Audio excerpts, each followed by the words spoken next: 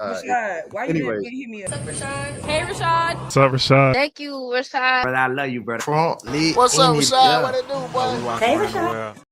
What's up? What's up, everybody? My name is Rashad Milligan. If you are new to the channel, this is the road to 2K, 10K subs. I was about to say 2K subs. I remember I used to say 2K subs for like a whole year. Now look, 10K subs. This is the road to 10K subs. This is going to be a long stream, probably about an hour and a half, 2 hours, even the fact that it is nearly 5 a.m. Eastern time and 4 a.m. Central time is still going to be an hour and a half long stream, even without, most people are asleep right now, because I just have so much. I have so much to go over. The reason why this stream is happening in the middle of the night at 5 a.m. is because, I needed to sleep. I had to sleep after the Dream game, the Dream on the West Coast, and I'm off today. So, I was like, why not just go to sleep, bro? So I went to sleep, and now I'm here. I think I have the energy and the abilities to do all of the things that I need to do for the next hour and a half. And I hope you guys enjoy it. Dan is still up. Oh, Dan, I thought you was going to be asleep, Dan. I went to sleep. I went to sleep after the game. But Dan is up, man. Shout out to Dan. Dan's still up. But yeah, man, this is going to be a long stream. So if you need to go to sleep in the middle of it, I totally understand, Dan, but it's good to see you. He said, no way, bro. I went to sleep after the game, man. And come back. It's going to be a long stream. All right. Anyways, let's get into it. It's been 2 minutes. The first thing I wanted to discuss tonight, he said, I'm the ultimate night owl. Hey, we balled in. Let's get it. All right. The first thing I wanted to discuss is, as you saw earlier, Dan, when I said Vegas is coming. Vegas is coming. In my YouTube posts, the Las Vegas Aces have now won like how many games in a row? First of all, let's look at this. This was a couple days ago before I refreshed the page. The Dream were the second seeded team in the league, and the Liberty were a game behind them, or half a game behind them. And the Aces were climbing up. They were at 5 at that point. They won 6 games in a row at that point. Now let's refresh. And the Dream have now dropped to the 3rd seed. And the Aces are still number 5, but they've won 8 games in a row. Now they're only 1 game behind the Phoenix Mercury. They're only 1 game behind the Phoenix Mercury now. They are half a game behind the Atlanta Dream for the 3rd seed, and half a game behind New York for the 2nd seed. Vegas, they look like a lost cause in the middle of the season. It looked like, it's just Asia Wilson. They aren't going to get anything done. They're going to do this, that. Like, just chalk it up to Asia Wilson having a great season and nobody else and this and that. And they have found a way to turn things around, man. Jewel Lloyd's been an absolute dud, but they've still found a way. She hit a big 3 tonight against Atlanta in the 4th quarter in their comeback when they were down by 10 points in the 4th, and came back and beat the Dream 74-72. It's a tight race, and the Dream have lost 2 games now, 2 games in a row that ended on a forced Ryan Howard floater at the buzzer. And late game execution has been the trouble for them all season. Finishing games have been the trouble for them all season. And this looks like it's going to continue to be the detriment of them. If they can figure this out, late game execution and who gets the last shot and what's the go-to last play, if they can figure that out in the last 3 weeks of the regular season before playoffs start next month in September, then they should be good. If they don't figure it out, they won't get anywhere. They'll fall to the middle of the pack, 4th or 5th seed, and they'll be a first-round exit. And that'll be all she wrote for this season for the Atlanta Dream. Now, if they figure out how to win games at the end of the games, I think they'll win the championship. Me personally, and that's not a biased take. That's just real how they look with Brittany Griner, with Bree Jones, with Naz Hillman taking that next step this season. And then obviously in the backcourt, what you have, or on the wings at least, rather, with Ryan and I was about to say Jordan, with Ryan and Leash, and then Jordan at the point, if she gets back by the playoffs, and Pow coming off the bench, Maya Caldwell, like, these just they just have a good deep group when everybody's healthy, and the team hasn't been healthy all season, and they still found ways to win.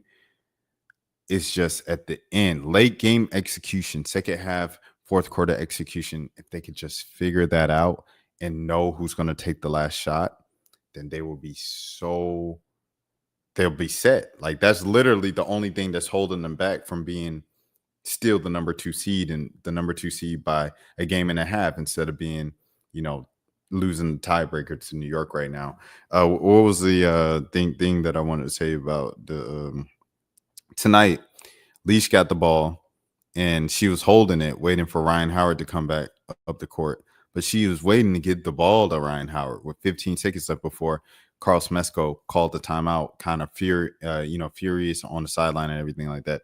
And it was just like, man, Leash, you know what I'm saying? She's supposed to be the MVP candidate this season. And I know, there's Ryan's team.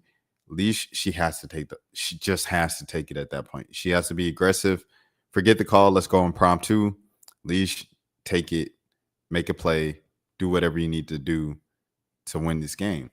And when Ryan drove the ball for the last possession of the game, Brittany Griner, I guess, had a mismatch or something. She was doing like this and kind of jumping up and down, almost stumping under the basket. They didn't get her the ball. Now, you guys know how I feel about Brittany Griner getting the ball at the end of the games. I made a whole short about it. Brittany Griner needs to get the ball at the end of the games, bro, if she's under the basket. Because remember, I said that, and then a few games later, they're the Dreamer in the exact same position. Brittany Griner got the ball, and she ended up fading away out of bounds, a jumper at the buzzer, and it was a brick.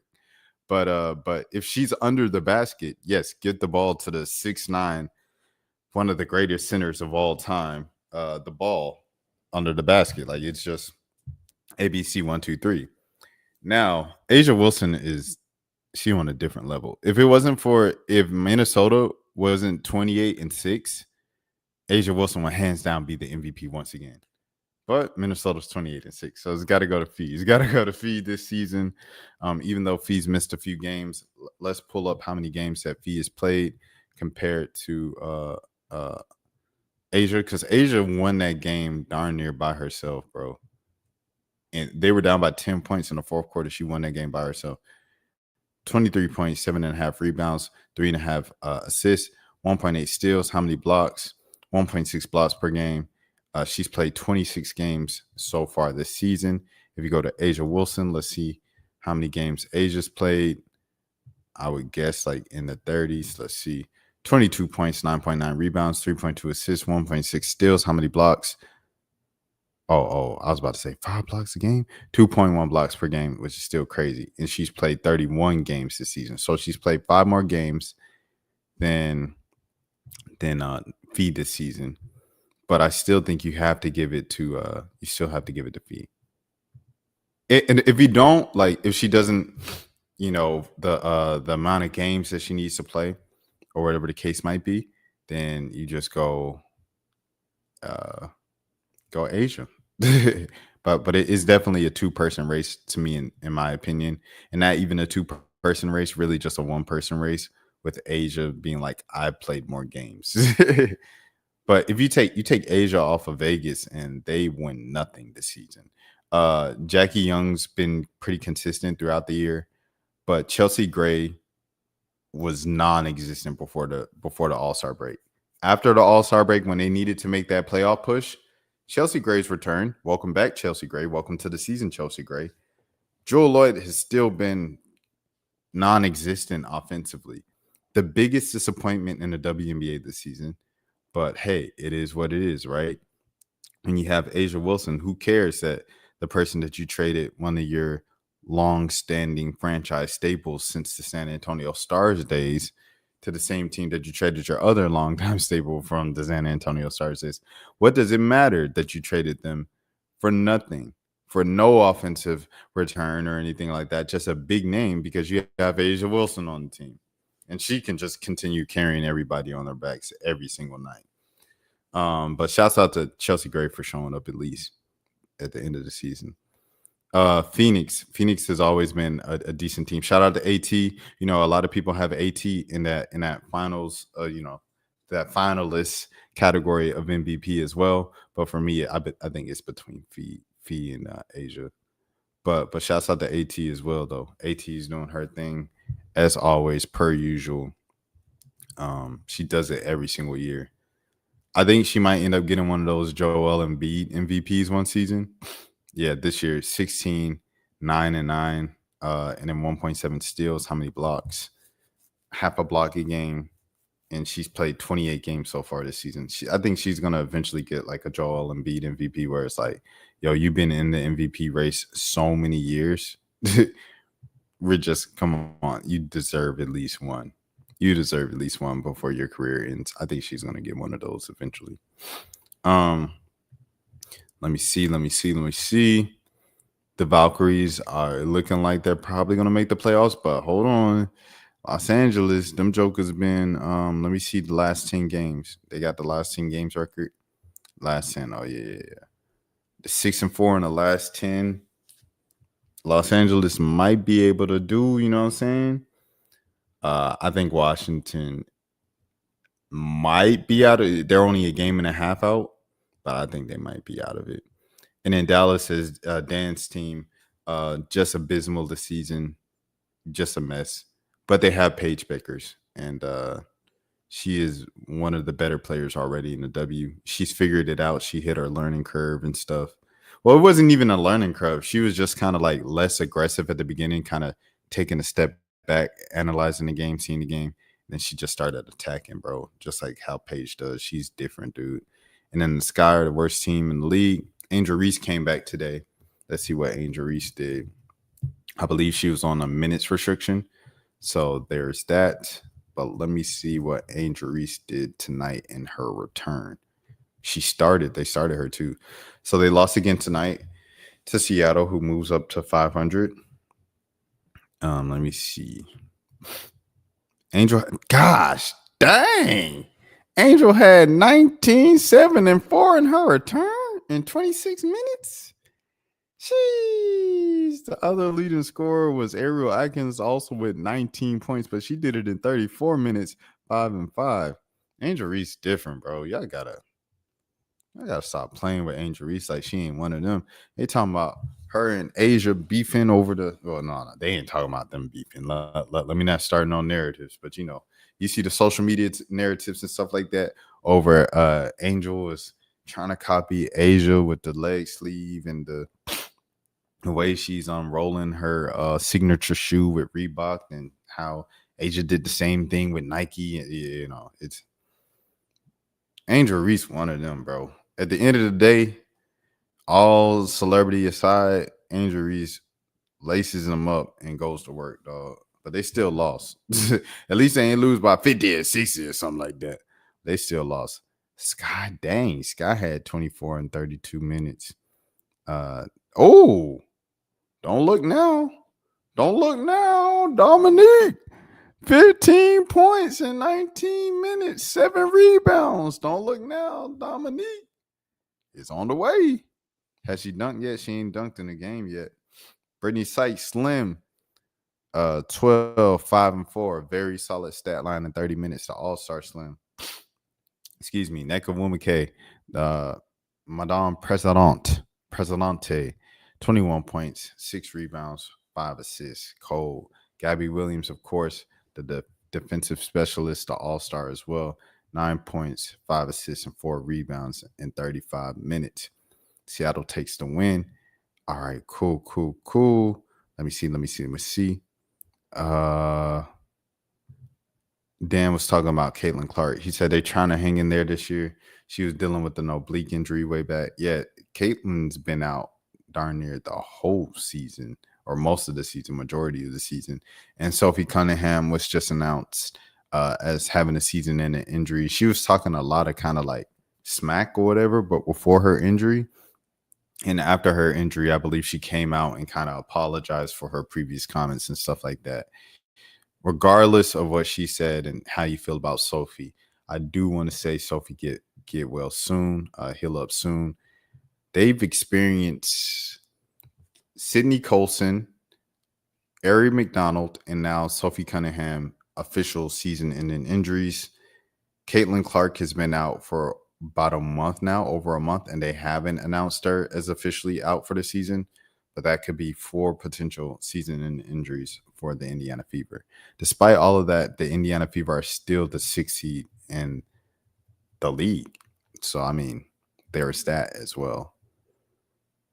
Let me see. Shouts out to the Fever, everybody who's playing right there, holding it down for them still. Even after the whole DB situation, they still figured it out. All right. Next thing is next. Oh, hold on. Let me answer this from Dan first. What do the Wings really need, though? Should they get another scorer next to Paige? That's supposed to be Eureka Gumawale. She's one of the best scorers in the world. She's just so dang streaky. But the Wings, they need just better players. As basic and surface level as that answer is, the Wings just need better players. You know, they need better players around Paige. You saw Paige eventually wins the championship, but she had better players around her. It was just, you know, you just got to keep losing, to be honest. You got to tank. This year, Paige. Next year, AZ. Just continue building it. If I'm Dallas, I'm going for AZ Fudd in the draft next season. You know, hopefully for my personal selfish sake and gain and everything like that, they don't get the number 1 pick because I want Flage to be the number 1 pick, huh? Big foe. But yeah, man, you know, I shoot to try to get AZ Fudd, and you kind of go from there, you know. Let me see. I'm trying to find this tab. I can't find it now. Okay. Oh, it's here. Had to get this thing up. Okay, cool. But yeah, that's what I think they should do. Draft AZ Fudd. Okay, next up. Let me get back on track. Aubrey Plaza, a bit sobering transition. Aubrey Plaza was, of course, talking about losing her husband. This was something we did a video on. Oh, hold on now. Let me get this right. Let me get the screen share right. This was something we talked about when it happened. I also spoke about OG Mako at the same time because it happened around the same period and everything like that. Well, what's happening? C Gazer in the building. That's how you know I'm streaming late. If C on, he's always on. When I'm on, like when I'm streaming at like 5:30, C Gazer's here. I don't think so. It does not look good at all for the W. You do not bring your husband and wife over again to teams. Well, I mean, they just won the national championship. They just won the national championship. They literally just won the national championship. Dan says condolences to Mrs. Plaza, 100%. Condolences to Miss Aubrey. But this was something I made a video on, and shouts out to my boy and everything like that, who was commenting and was like, I appreciate you for highlighting this and stuff like that, of things that men were dealing with and things of that sort. Big Nate in the building. Good morning, 5 o'clock, huh? Big Nate in the building was but this was something that, you know, that we were just discussing at the time of like men, like what's going on with men and their mental health and things of that sort for Aubrey Plaza's husband, OG Mako, all of it around the same period. So with that being said, this is the first time on camera, I believe Aubrey Plaza has spoken about this. It's got 100,000 likes and over 13.5 million views. So with that, I believe it is the first time that she's spoken about this on camera. How do you progress after something like that? I don't know. Because Aubrey Plaza has to be like maybe 40, 42 at the oldest. So that's a lot, man. You know what I'm saying? So yeah. With that being said, link to the original video will be in the description. I believe it's been 2 minutes now. If you know, you know. This is a sensitive topic, so you have to wait a little longer in YouTube land to play the video. Had this terrible, terrible, tragic year. Yeah. You lost your husband. You've been dealing with that, and you've been looking for all different ways in which to feel and find support. And I think I would, on behalf of all the people who feel like they know you and the people who do know you, how are you feeling today? I mean, right in this very, very present moment, I feel happy to be with you. I feel overall I'm here and I'm functioning, and I feel, you know, like I feel really grateful to be moving through the world. I think like I'm okay, but you know, it's like a daily struggle. Obviously, this is like a really dumb analogy, and it was kind of a joke at a certain point, but like I actually mean it. Did you see that movie, The Gorge? No. Okay. Horror movie? It's like a alien movie or something. Okay. With like Miles Teller. Okay. And but it's like in the movie there's like a cliff on one side, and then there's like a cliff on the other side, and then there's like gorge in between, and it's like filled with all these like monster people that are trying to get them. And like I swear when I watched it, I was like, that is like feels like what my grief is like, where it's like, or what grief could be like, where it's like at all times there's like a giant like ocean of just awfulness that's like right there, and I can like see it. And like sometimes I just want to like just dive into it and just like be in it, and then sometimes I just like look at it, and then sometimes I'm like I just try to get away from it, but it's always there. It's just always there, and the monster people are trying to get me like Miles Teller. Yeah, that's beautiful. And Anya Taylor-Joy. That was beautiful, man. I'm not even gonna lie to you. Prayers up, like everybody said, like Nate said. Mental health is a real thing, gentlemen. 100%. All y'all boys, make sure y'all get y'all's mental right. Speak to somebody. Let people know when you're feeling bad and stuff like that. Never hold back. If you do feel bad, walk. You know, go for walks, bro. I mean, that helps me. I know it's not the same for everybody, and I know depression is like an actual chemical imbalance and stuff like that. So I don't know what you do with clinically depressed people, but like I know when I feel like out of it or sad or something like that, get some sunlight. I walk, bro. I walk to the store, walk to a grocery store, walk 30 minutes here and then walk 30 minutes back. Do something. And doing that, going outside, getting some sun, not being inside all day, because you know I could work from home half the week, you know, be remote some days and stuff like that. It could be very, you know, just isolating in my space, and I don't interact with many people outside of like on the phone and talking to people and stuff like that. So, but speaking to real people, getting out, touching grass, sunbeaming, all those things help me a lot.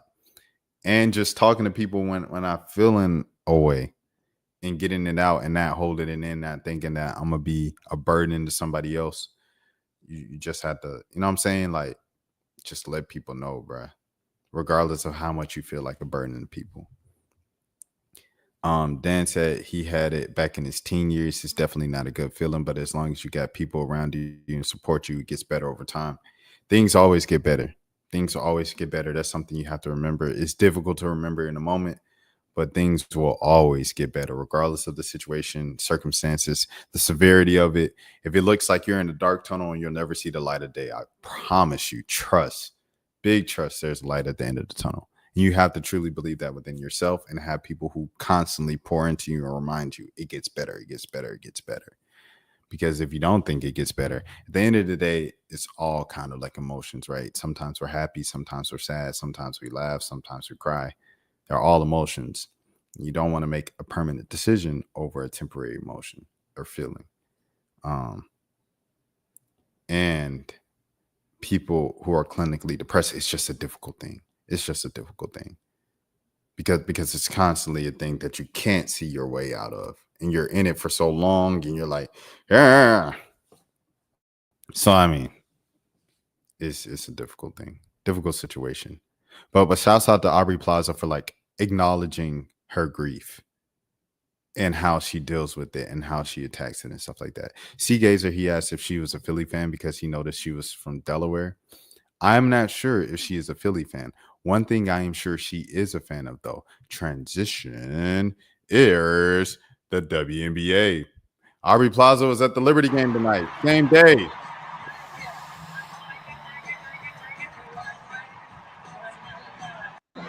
Wearing a everybody watches women's sports t-shirt too. Shouts out to Aubrey Plaza, man. Huh? What is we talking about? Real legend. She was in Mystery Team. Shout out to Mystery Team. That's Donald Glover's movie from like 2010, 2009. Shouts out to Donald Glover. I'm writing movies while I'm making out with Aubrey Plaza and homegirl, my homegirl. It is not like that, but if she trying to, I want that fight. That's Childish Gambino, man. It's a different time where people can say different things in music, obviously. Light skinned girls, you can put it in my video. Shouts out to Donald Glover, man. He said that was a funny face for the ages. Let me see if I can see the there was someone who had the perspective on the court. But before I go to the next scene, because I'm about to go to the next scene. Shouts out to DG, my dog. Yeah, here it is right here. Philly is a women's sports town. Oh, there it is. There it is. Hey, see, you just said this. There it is. Philly is a women's sports town. Oh yeah, she trying to get that because they're trying to get that expansion team out there. They're trying to get that expansion team, man. So yeah, shouts out to Aubrey Plaza. Shouts out to Donald Glover. Yeah. All right, next up, man. Let's get to it. John Wall. Oh man, gosh, this is my first time watching this. I avoided it all day. I wanted to react to it first on stream. This is a legendary day for a hoop.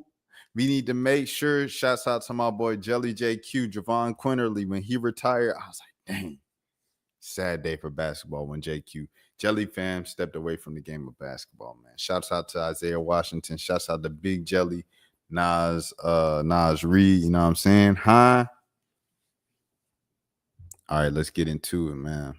John Wall stepped away from the game of basketball. Oh my gosh. Everybody do the John Wall. All right. Shouts out to Raleigh. Shouts out to North Carolina. What are we talking about? John Wall, legend. Stand up. You better stay. If you're watching this at home right now, stand up for John Wall. What is we talking? I've been chasing the ball since I can barely walk. Driveways, parks, packed gyms, 5 a.m. workouts. I gave this game everything I had. From Raleigh to Kentucky, John Wall to the league. How good is John Wall? Every jersey I've worn meant more than just wins and stats. It was about representing something bigger. And it's something I couldn't do without you. I was at that game, by the way. To my family, my mom especially, thank you for all your sacrifices. I hope I made you proud. To my teammates, trainers and coaches, thank you for believing in me. And to the fans, you made me feel unstoppable. What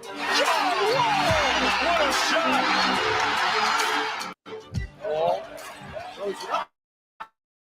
What a shot! Watching the game for me, this is from Maya. She really touched your heart, didn't she? Today, I'm stepping off the court, not away from the game. John Wall is in the building. Basketball will always be in my life. As new opportunities present themselves, I feel now is the time to walk confidently into my next chapter. Wall will finish. He's a special player. Thank you for every cheer, every moment. Retired, but never done. I'm doing it the Wall way.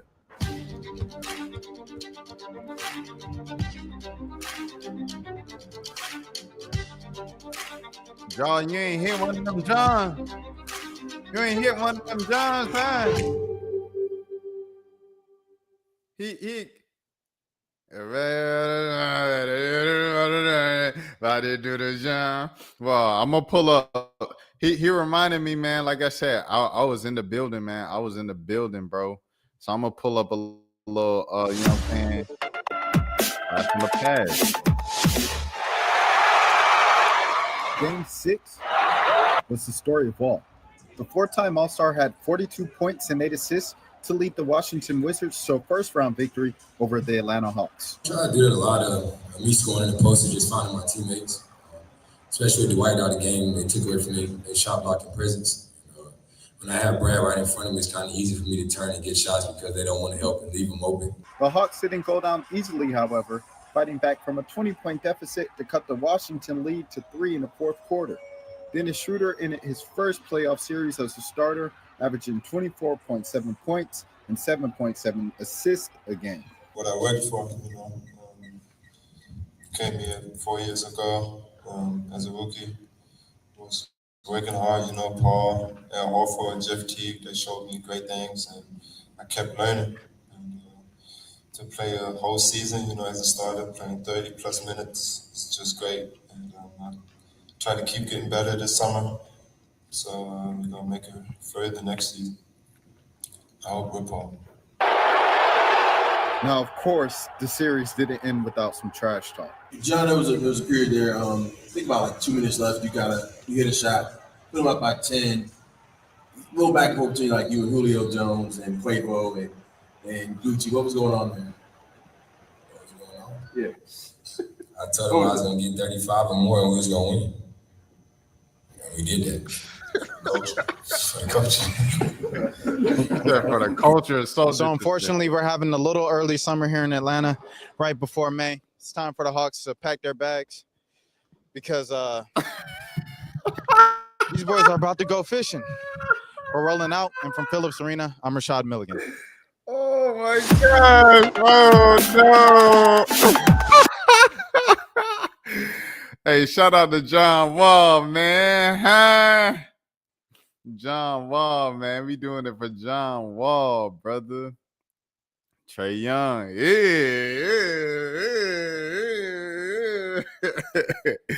The most legendary Dougie ever, man. Man, what? He said, bro, you wore a sweater? I guess so. I was wearing the sweaters, man. Shouts out the sweater gang, everybody like that. Seagazer, he was talking about, he was saying, what, wasn't he going high speed one time and he hit the backboard? Yeah, he did. He did. Yeah. John Wall was like flying, bro. He used to fly, dog. He was different, dude. He's John Wall, John Wall, John Wall. Man, that's man. This was a moment, bro. Everybody do the John Wall. I want to say this about John, bro. My favorite John Wall moment, and it's gonna sound so corny and like cheesy and stuff like that. But I was like 15. I was 15 when John Wall was drafted. So I was like 14 when he was at Kentucky. And there was this video in the off season of John Wall at the club with Chris Brown. And they they had a Dougie off. Like they had a Dougie contest in the club in the section. Like John Wall was just doing the Dougie and then Chris Brown was doing the Dougie. I used to watch that video so often during that summer, bro. And like stand up and like that was like my favorite John Wall moment, bro. Like it was a moment in history in the culture, bro. Like shout out to John Wall, man. He said, "Can you teach me how to Dougie?" Yeah. It's they be like, Smooth, can you teach me how to Dougie? You know why? Because all the girls, that's the clean version. All the girls love me. But yeah, John Wall was a song too, man. And he did the John Wall coming out for Kentucky, and then he did the then he did the Dougie when he first got in the league, bro. And I remember watching that junk, like I'm like, bro, like this man killed it, dog. He like introduced himself to the league like something crazy, and it was just you know, I don't know, bro. John Wall was just really him. That was the next story that I flashed, but I do want to say this at the same time. Someone said John Wall peaked higher than D Rose, but y'all aren't ready for that convo. Y'all didn't have to lie, bro. Y'all didn't have to lie like this. Like, no, John Wall's peak was not higher than Derrick Rose, and that's okay. Derrick Rose was an MVP. They were in the Eastern Conference Finals, pressing the Miami Heat, the big three Miami Heat, to the brink in the Eastern Conference before the Miami Heat went to the finals, right? No. John Wall was really good. He was crazy. Athleticism, everything like that. Like you saw, he scored 42 points since the Atlanta Hawks home. You saw the game where he went behind the back in transition and just woomed it on Bazemore's head. Crazy. And he did it so fast, bro. John Wall was so fast, dude. He might have been faster than Derrick Rose. And he might have been as athletic or just a step below Derrick Rose. But Derrick Rose at his peak was different. He was better than John Wall, in my opinion, and things of that sort. So, yeah, I think people, you know what I'm saying? People just gas things, bro. They take it too far. Like, it's okay to give John Wall his flowers and you know what I'm saying, salute John Wall without lying. Like, we ain't gotta lie. Shouts out to John Wall. Hold on. Let me see this, bro. John Wall, close this. He had this live is done for anyways with the monetization. It was just too many NBA highlights, and then the Aubrey Plaza thing probably going because that's Amy Poehler's, not Amy Poehler, but her podcast that is probably going. But this for y'all, the people. Let me see. Hold on. What was his high? She's career high in points. I'm trying to look. Okay, there we go. Points. John Wall's best season is 23 points. 16, 17. That was the season I showed you with the Hawks, where he dang. He had 23 points, 10.7 assists a game. Goodness gracious, sir. Hold on. And then let me look at Derrick Rose. Just to give you guys the reference in comparison. Shouts out to Bradley Beal, man. I feel like Bradley Beal, he has to win it now. Like he has to win the champion. Like he said, you want to win the championship, you got to win it now. With John Wall, bro. Derrick Rose averaged, goshly, his MVP season, he averaged 25 points, 7.7 assists, and 1 block a game. I'm looking at it. It's closer than you would think, bro. It's closer than you would think. Dog. But Derrick Rose came back years later after the injury, averaged 18 points back-to-back seasons coming off the bench.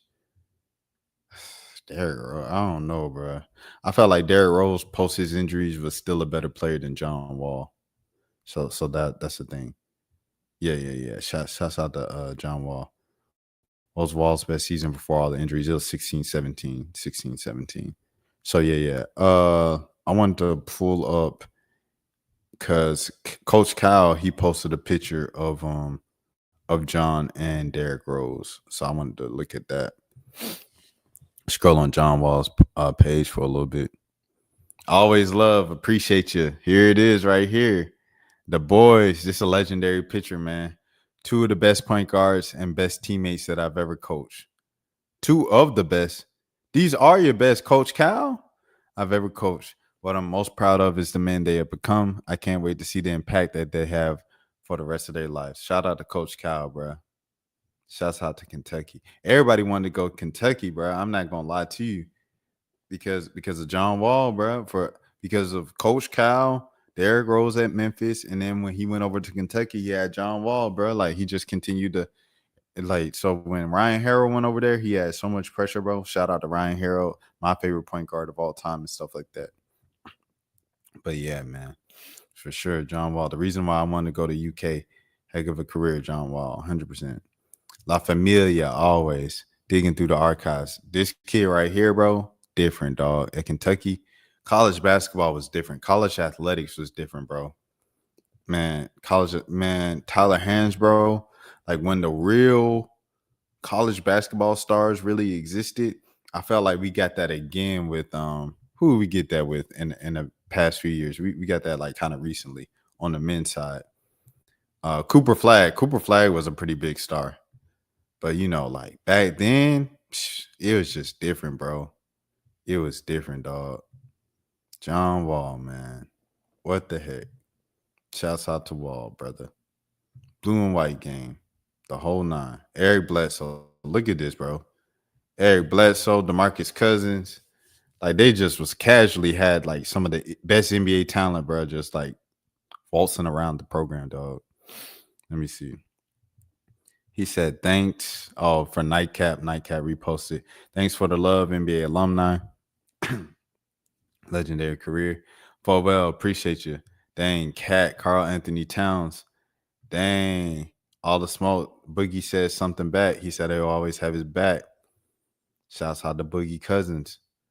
Bradley Beal. Oh, my gosh. Don't make me cry, bro. Oh, man.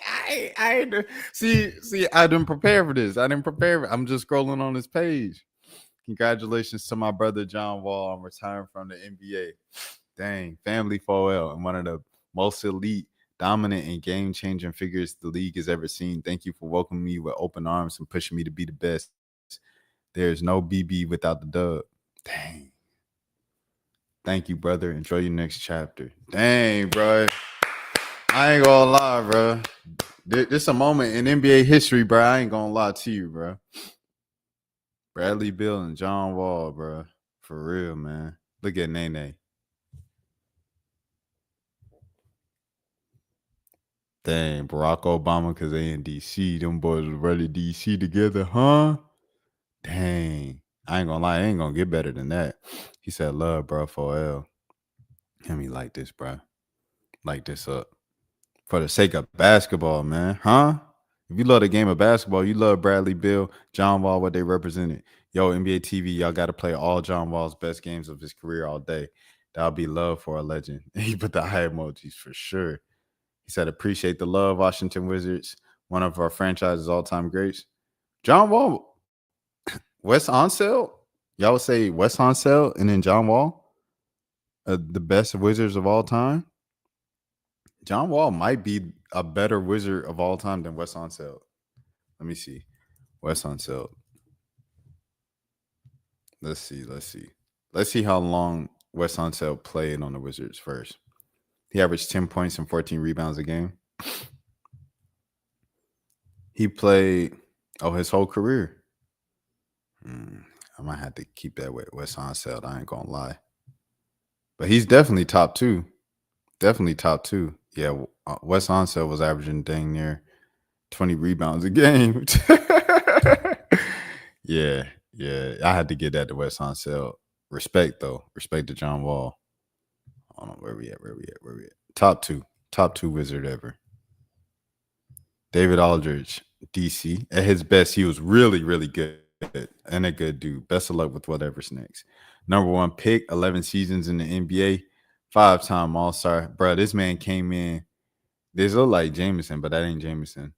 But you see Gil right here, Eton Thomas right here. I can't tell who these two are. I remember his face, but I can't remember who this is. And I don't know who this is. John Wall, man. 5-time All. Yeah, this was crazy. I think they just beat the Hawks after that one. It felt like all the big wins was against the Hawks in the playoffs. And then at Kentucky, man. Congrats on your retirement, John Wall. Shouts out to John Wall. Great career for sure. Brothers for Life. 2010 draft for sure. BBN 4L. There it is. This moment changed everything. He came out and did that. Yeah, buddy. Rolling like a big shot. 17, bro. Like a NASCAR pit stop. On the current ride. On the inside. Clean on the inside. Cream on the outside. For sure. The Wizards were never the same when Wall and Bill left 100%. Bledsoe and Boogie for sure. He said, I still wore Rose's number 1 Bulls shirt last week. NBA quality. Man, yeah, that was a great time, bro. I ain't gonna lie. Bradley Beal and John Wall, true testament to brotherhood. Those guys were great competitors, 100%. All right, before the NBA gets on me too much for replaying this thing, let's get on to the next thing, shall we? A French streamer has passed away, bro. He was humiliated for years and passed away on stream. This is John Prononov. The first time I heard of him was today, but the story just looked crazy. Since 2023, John was faced near daily beatings by his so-called saviors, met with laughter and applause from the crowd.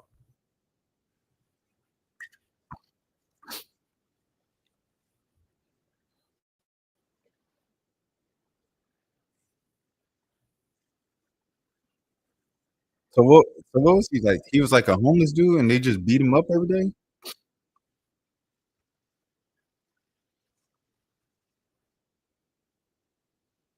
Oh, that was an entertainment of him making like faces. That's messed up.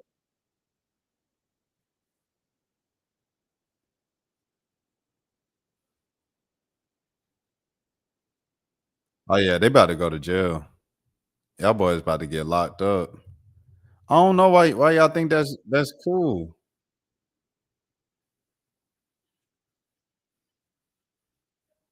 Yeah, y'all going to jail. Y'all boys lock them up. Est-ce que je peux au toilette s'il vous plaît? The one sentence in French I remember.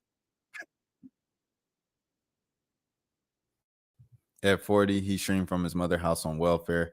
First noticed his rage outburst before gaining traction.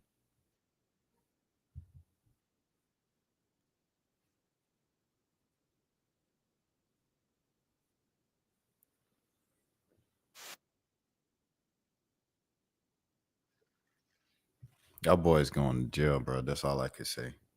From then on, JP was regularly humiliated. Though he could leave his parents' home at any time, the trouble began after TK78's affair came to light. Owen soon drove JP to the IRL treatment with Safine, where physical abuse became harsher every month. They were shooting with a. Oh yeah, y'all going to jail. Y'all going to jail. I can't believe the platform. So Kick allowed this. Kick just allowed them to post this.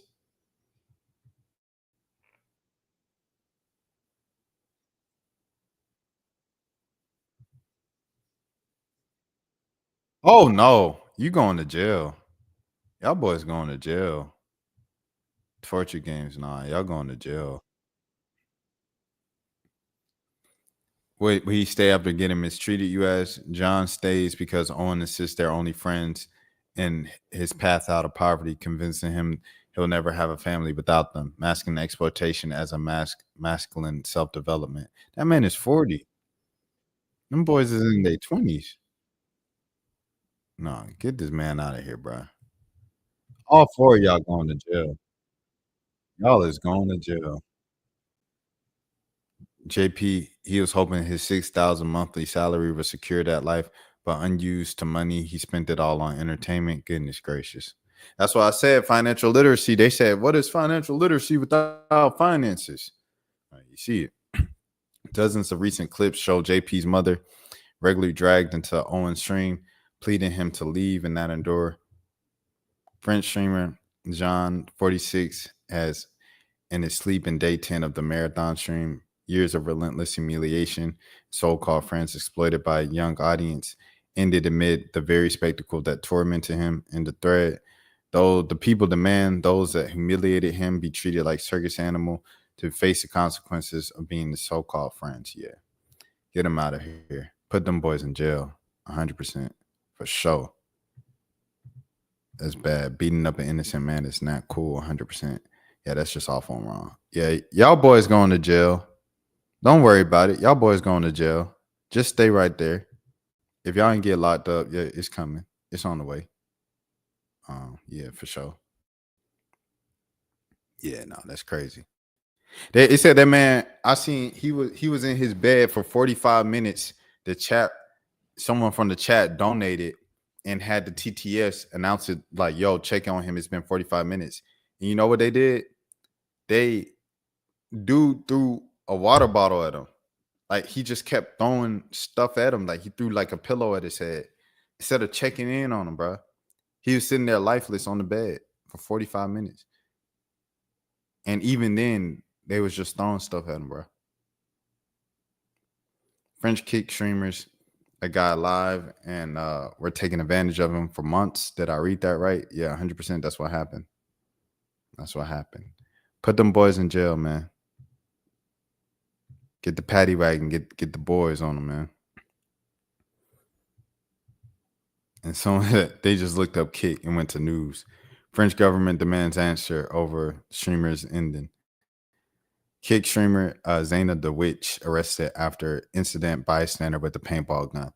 They just be wilding on kick, bro. And this is why you need regulations. Like, I ain't gonna lie, I be complaining about YouTube sometimes and what I can and cannot do or cannot say. Like if I read an article, I can't say this word, I can't say that word. But like, it's for the best. Regulations are for the best. Because kick was like, we're different because we don't have any regulations. Well, now you see what happened, man. So let me see before we move on. People are just mean, Rashad. We can't explain it, but then again, the world we live in is crazy. 100%, Dan. 100%, brother. Umar, he's lost his mind. Let me see. It's called Lunch with Umar.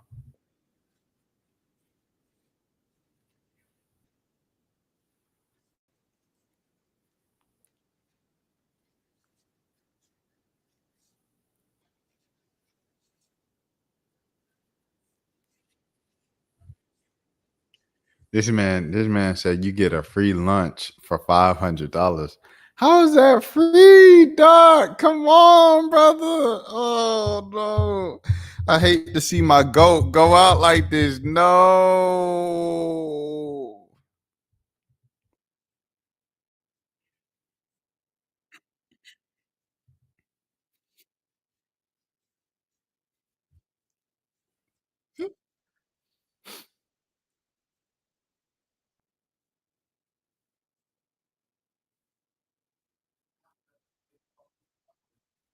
No.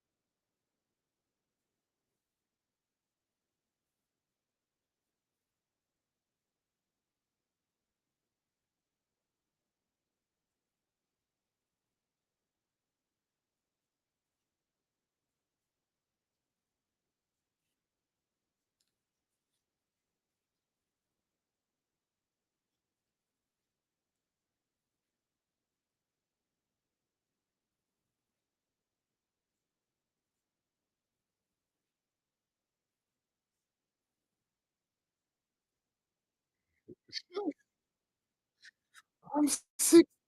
You're comfortable in my skin.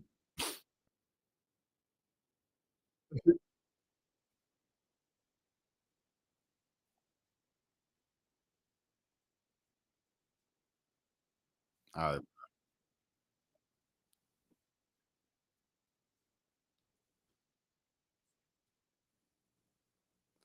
I hate to see my goat go out like this, man. I ain't gonna lie to you. I hate to see my goat go out like this. No.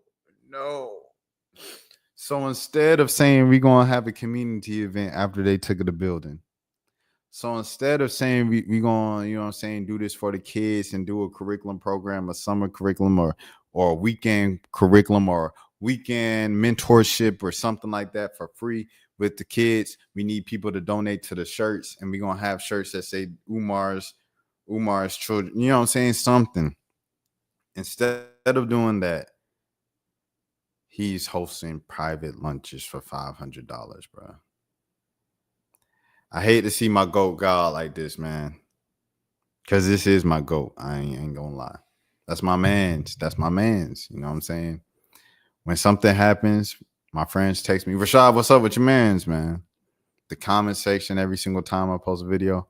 Oh, your man, you a fool, just like him. And I stand there, bro. Because that's my man's. Can't switch up on my man's. It is what it is, you know what I'm saying? But my goat going outside, bro. I ain't gonna lie to you. My goat going outside, bro. My goat is going outside, brother.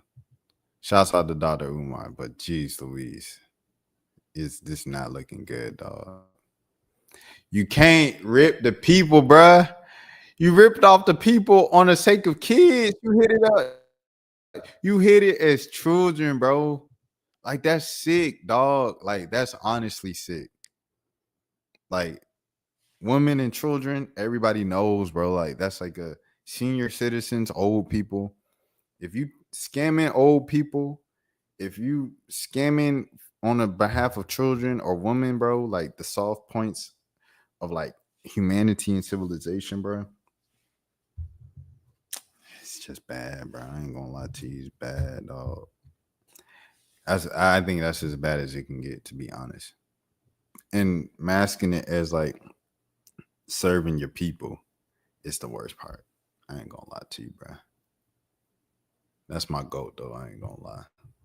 But geez Louise, my boy going out sad, bro. He going out sad. I ain't gonna lie to you. Just go to lunch with regular people in that private lunches. He's trying to raise the money at the $500. Next thing next, Isaiah Bond. I saw this and he said, buddy rehearsed all night in the mirror, and I thought it was hilarious.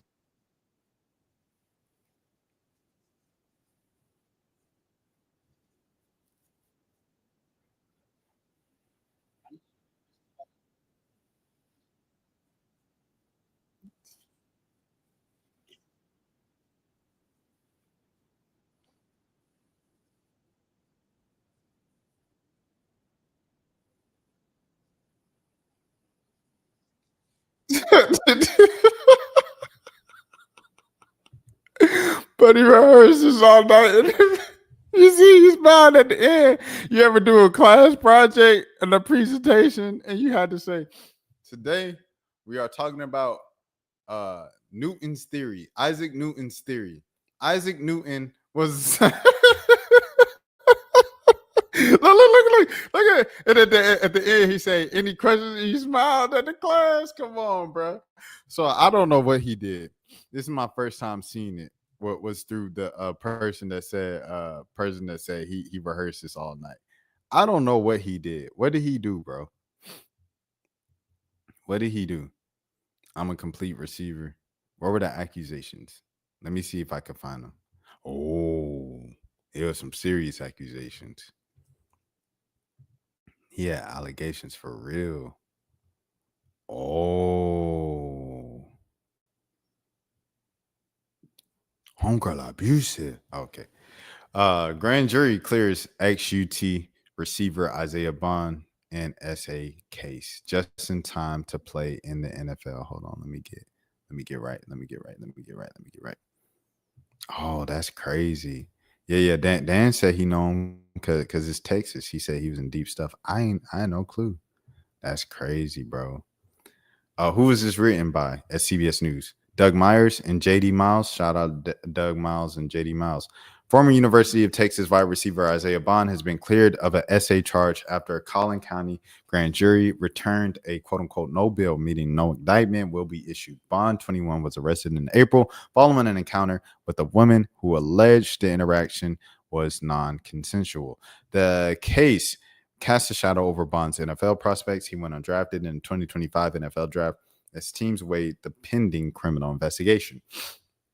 NFL future opens up. With the grand jury's decision, Bond is now eligible to sign with the NFL team as a free agent. That was 6 days ago. On Thursday, the Browns announced on X that he planned to sign with the Cleveland Browns.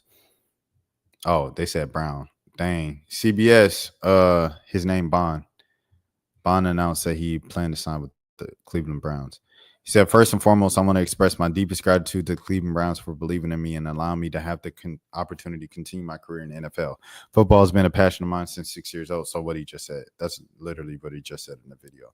Bond's attorney, Toby Shook, said he was gratified by the outcome and emphasized that his client has maintained his innocence throughout the process. In a statement provided to the CBS News Texas, Collin County District Attorney General Greg Willis said, quote unquote, after reviewing all the evidence presented, all right, pop-ups,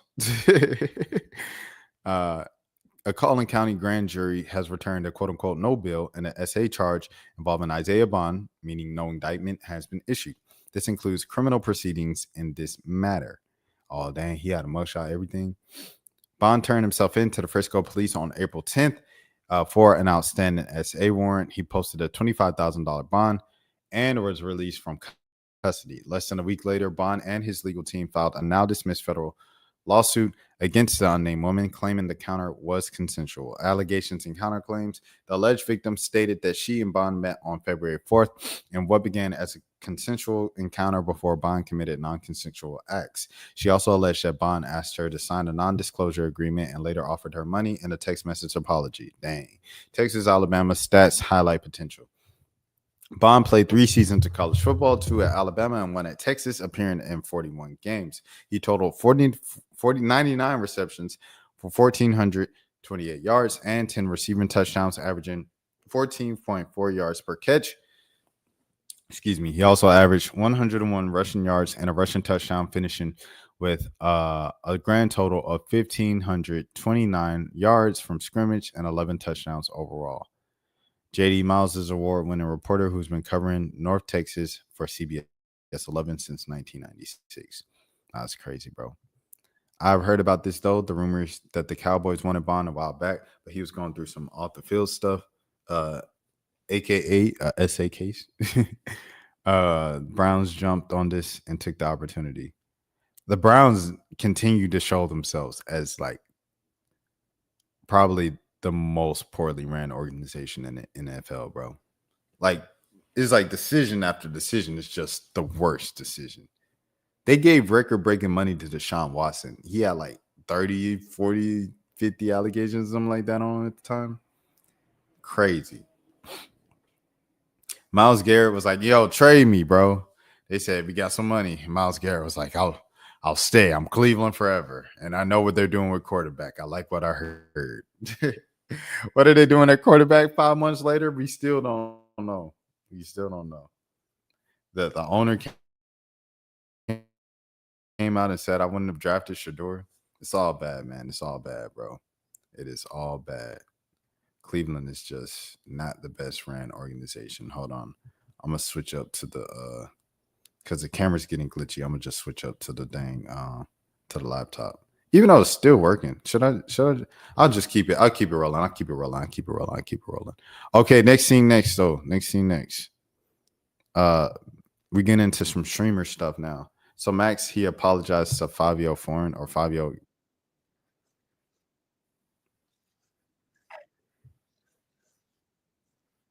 What? Max, bro, what? Max was there, bro. Like, y'all came post Pink Dreads. Pink Dreads is what took Max to, Max been it, bro. What are you talking about, Fivey?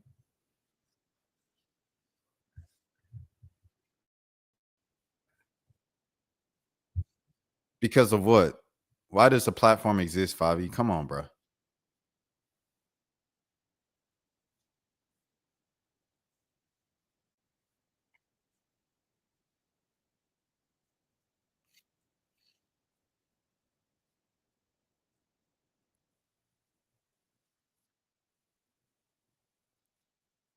Oh.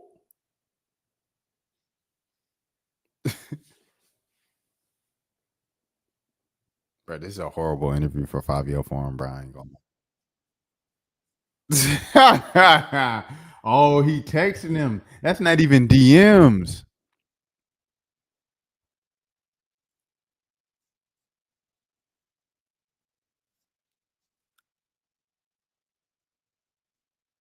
Nah, that's crazy, bro. Nah, Buddy got exposed. This was terrible PR for Fabi. We're going to go back to Max in a second, but we're going to take a little detour because this Connecticut Sun thing was talked about a lot today. Shout out to Mademoiselle. She supported the channel and supported me like 2 years ago. And then she unfollowed me. But like when she supported me for sure. Like a lot. And I always appreciate that. So shout out to her. Alexa Filippo. I'm sorry. Alexa from ESPN. I'm so sorry, y'all. New details on a potential CT sale, including the league has offered a purchase of $250 million of not charge of a relocation fee, which will allow to facilitate a sale to one of his preferred expansion cities. The WNBA is blocking the Mohegan Tribe from selling the Sun for $325 million because the league wouldn't see a cut. Wild that when the tribe stepped in, saved the team from folding, relocated it, and built it into a successful franchise. This just proves Kathy is a talking head, while Adam and the rest have a way too much control over what's best for the W. It's nasty work, plain and simple. Dang. Hold on. Let's read it.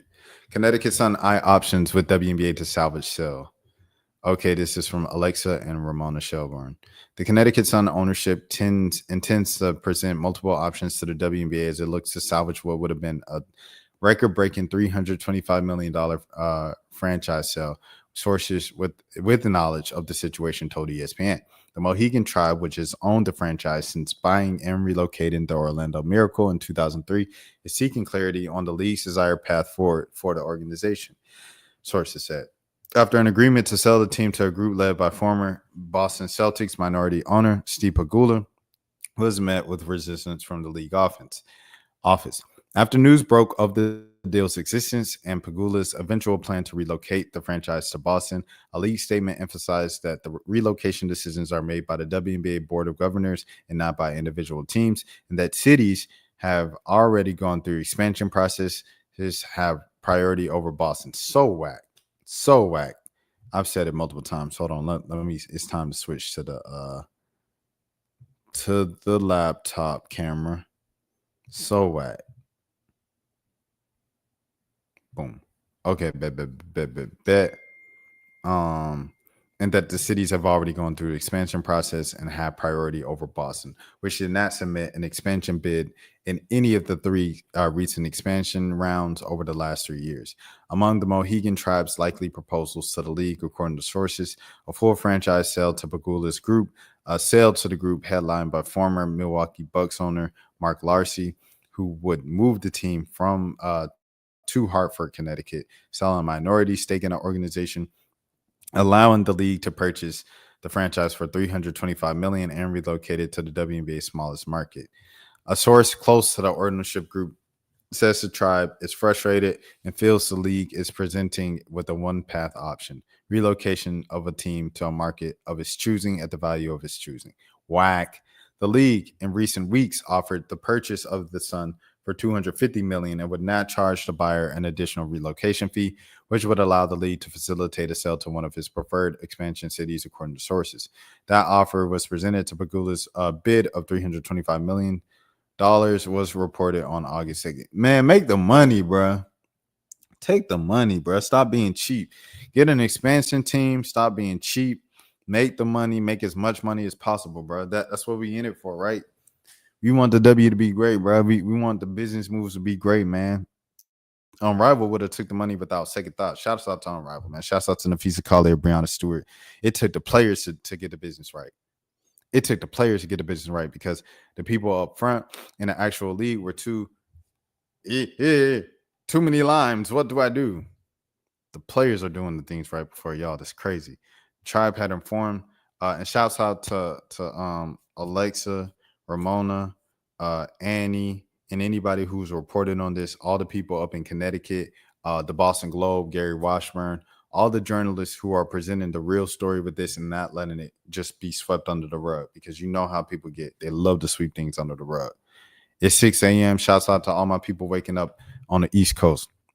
Tribe had informed the league that it reached a deal with Pagula and bought the team and presented a general executive summary with the terms of their agreement on July 2nd. Sources said the ownership group did not present a signed term at the time, according to sources, per guidance from the investment firm Allen & Company. While that deal did not specifically mention Boston, Pagula's intention would be to move the team there pending WNBA Board of Governors approval as early as the 2027 season, according to sources. Pagula has also committed a building of a $100 million practice facility.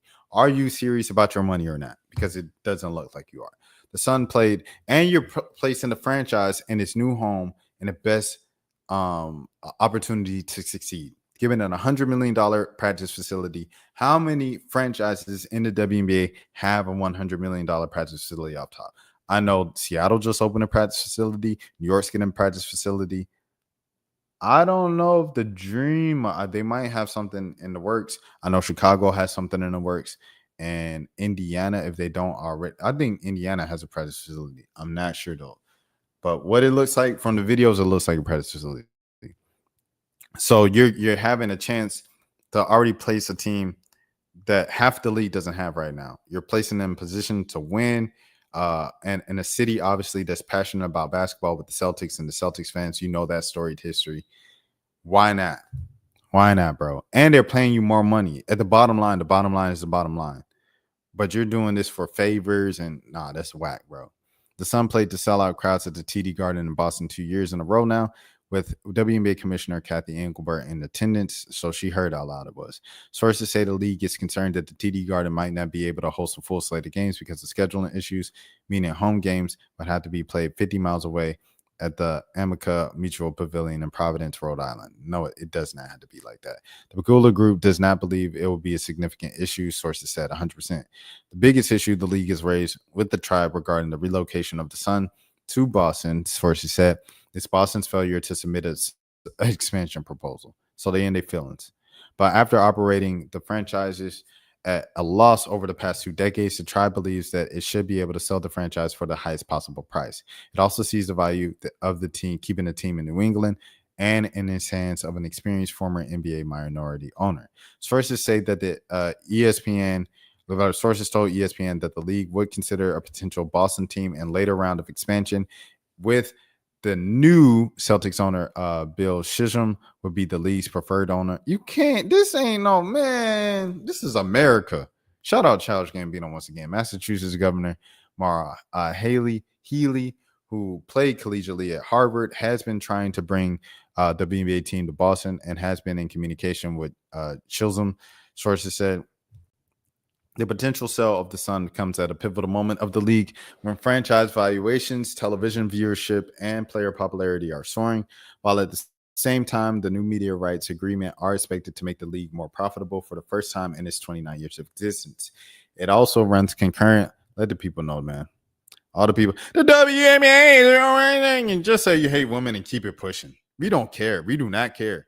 It also runs concurrent to the league's large expansion effort, and since its early years, which will see the WNBA reach a record high 18 teams in 2030. At the end of June, the league announced that it has been awarded new franchises to Detroit, Cleveland, and Philadelphia at the cost of $250 million each. So this man is offering $325 million. That's like $75 million, right? More than what? Y'all ain't about y'all money for real. Y'all ain't no real hustlers. In the crosshairs of one of the WNBA's longest tenure ownership groups. In fact, the first non-NBA owner looking to keep pace at a rapidly evolving landscape with larger arenas, player investment, and in particular state-of-the-art practice facilities that are increasing, becoming the league-wide standard. The Sun have decided to launch a process to explore investment options last season, sources told ESPN, initially intending to assess the opportunities for a limited partnership sale for an infrastructure build while keeping the option open for the possibility of a full sale. After the tribe informed the WNBA of its plans, the league requested the tribe allow the Cleveland Cavaliers ownership group to submit a bid before launching its sale exploration process, sources said, because Cleveland was considered one of the strongest expansion candidates and could facilitate a relocation on a short timetable. Selling the Sun to Cleveland would presumably have opened up an expansion slot for a city like Houston, which Engelbert highlighted as, quote unquote, the one we have to keep our eye on as the league expansion announcement in June. Houston has a rich WNBA history from the Houston Comets franchise, an existing NBA ownership group ready to support the WNBA team, also eventually raised its bid for the same $250 million fee of 3 cities that were awarded the teams in June. However, the Sun ownership group declined Cleveland's bid, which sources say came in slightly lower subsequent expansion fee after it was advised that it could get more money from others, like the $325 million. What are we talking about? Source course to the ownership group says the tribe feels the league became antagonistic toward the sale after it declined Cleveland's bid and chose to explore other interested parties. In April, Source said the league sent a letter to the Sun stating that any sale would be subject to the approval of the WNBA's Board of Governors, that the tribe, quote unquote, does not have the right to change a playing site of the team's home games from the Mohegan Sun Arena or conduct any team operations outside the team's members' territory, which is defined as a 75-mile area surrounding Montville, Connecticut, and does not include Boston. The league sent a similar letter to the tribe in June, sources said, to further underscore that the league's rules prohibited the Sun from changing their base of operations as a part of any sale. This is standard for any NBA and the WNBA. For example, Golden State Warriors needed the Board of Governors to approve their move of home games from Oracle Arena in Oakland to Chase Center in San Francisco in 2019.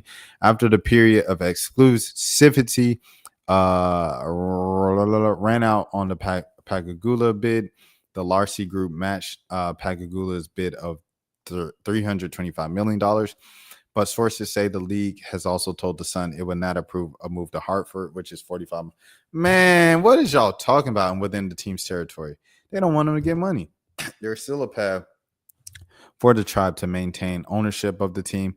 It could sell a minority stake in the franchises and hold games both in Hartford at People's Bank Arena and Unksville, or it could stay the course and remain full control. The ownership group could fully self-fund a practice facility or work with the state to fund one and have a team lease it. All right, let me see. Checkmate, check. Who is there? Check who? I'm still listening, Rashad. I'm just making sure we don't have any trolls and nasty work on here. I appreciate that, Dan. Hold on. I'm trying to scroll down to see what was all going on. I can't even scroll down. He said he's listening. Let me see. Knock, knock. Who's there? I'm sorry. I'm listening, Rashad. Hold on. I'm trying to see what's going on, bro. Fascinating. Okay. Next scene. Well, it's the same thing. It's just what's going on here. Tarika Foster Brasby, friend of the channel, alum of the channel back in the days. If you know, you know. She spoke on it. She had her own thread, and this is what she said as this loads up. Okay, so boom. I'm often asked for lied about my thoughts on the opinion of the Connecticut Sun sale. For the most part, I really try not to respond. Excuse me. Not because I don't want to, but it's often overlooked that we reporters and broadcasters are affected too. Think about it. If there was something being discussed that will affect your livelihood, how likely would you always want to talk about it? In fact, there's no guarantee that I have a job with the team that if they were to relocate. That's something to think about. Make no mistake, players always come first to me. They deserve the state-of-the-art facilities and all the things that a pro athlete are required to be at the top of their game. But I also have bills too, like everybody else. And I love my job and this team and the loyalty to Sun fans. And in a perfect world, the team will move to Hartford. Fans will still have the Sun. We would still be a part of the broadcast, and players would have their own facilities, but it's not a perfect world. So don't take my silence the wrong way. It's just a runnable topic. As a Connecticut resident, this team is ours. It feels like the Whalers, or when the Patriots use us, we can't have nothing. Your input is on such an impactful topic is greatly appreciated, Tarika. And people saying they understand. So yeah, prayers up to Tarika and this and all the Connecticut employees for sure. For some reason, this person is doing a knock joke, but it wasn't that funny. Get him out of here, Dan. Dan. Get him out of here, Dan. Yeah, Dan. I got mods now, huh? I done made it. I came up. I got mods now, huh? Shouts out to Dan, bro, holding it down. All right. Let me go. Where we at? We at the last few things. It's mostly just streamer stuff now. It'll probably be going on for another 20 to 30 minutes. Like I said, it's gonna be a long stream. Black America starting to pick up.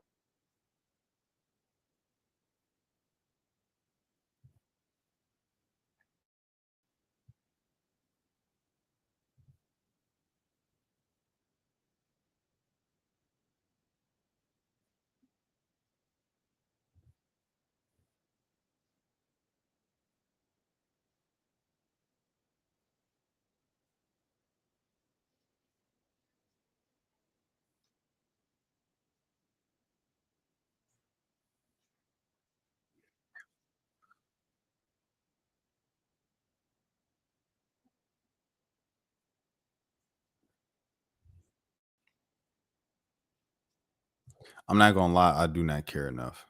I'm tired of the Amanda Seals discourse. I'm gonna go to the next scene. I just do not care. It's too much real stuff going on that we have to worry about as Black people, as opposed to a fabricated social media debate to go viral.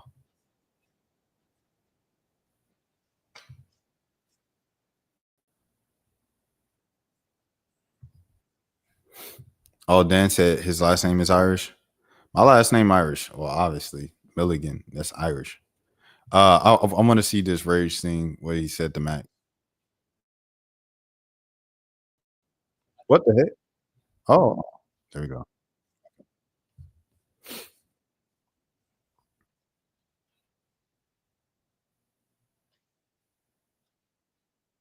Ooh.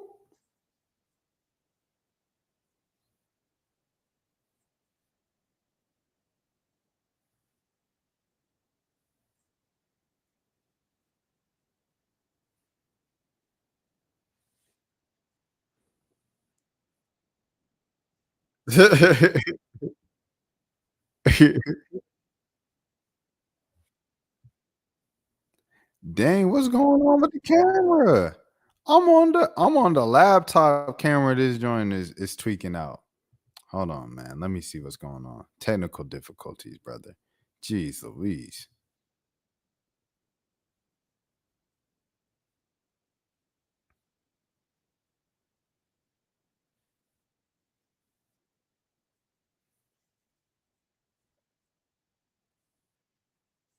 Facts. Facts, bro. Hey, when we blow, I'll say when we blow up. When we blow up or whatever and stuff like that, and like we have special guests on in person, you know what I'm saying? A lot more special guests in person, say like Plaza and W players and stuff like that. Or just like rappers, cool people in general. I want to make sure I keep this. I still want to do this or do the things that I was when I was having fun on YouTube. Like when I was reacting to highlights, bro, back in the days, like 2021, 2022, when I was having, what was that? 2020, really? 2020, 2021, I was having so much fun, bro. Like I want to keep doing the fun stuff, dog. Like everything doesn't have to be a high production to keep up with Kai Cenat and Ty Lil was like upset about Ja Morant not showing up, and he was like, "Man, I shifted everything in my day for this." Everything don't have to be IRL, and you got the biggest, baddest celebrities and stuff like that. Like you can just do a regular stream for your fans and continue building your base level core and everything like that. Everything don't has to be speed. Like they said this thing was speed. Aiden said it was speed the other day. It's like they feel like speed feels the pressure that he has to tour the world and do like these amazing things on everything just to do it. There have been too many. Yeah, 100%. He said these 2 seasons and there's been unnecessary physicality. That's sports. That's sports. See, they've always been like that. It's a tough sport we playing. Yeah, 100%. Just be glad that they play with heart and effort. 100%. Dan, appreciate you for sure. For sure. The so-called physicality are really fouls. He said just fouls. That's basketball. Thank you, Dan. That's sports in general. That's just basketball. See, I ain't gonna hold you, bro. It ain't nothing like, oh, what is this? This is dangerous for the game. Like stuff gets intense. People talk trash, everything like that. It's just sports, bro. But yeah, with the streamers, bro, like it's cool to just do the regular stuff. Everything don't have to be the over the top. I also watch a lot of FIBA games, China games. They probably foul a lot. They probably foul a lot in China. The games I watch, because the rules are different overseas. So they like do the 2-hand checks and all this, and they grab a little more and get away with stuff. And you know what I'm saying? So it's like, I don't know, bro. I feel like the overseas game is just as crazy as the what you call. He said, you are not talking about prison ball. But yeah, man, the games overseas be physical too. So Rage responds to Max. Okay, so here's another thing with Max and Rage.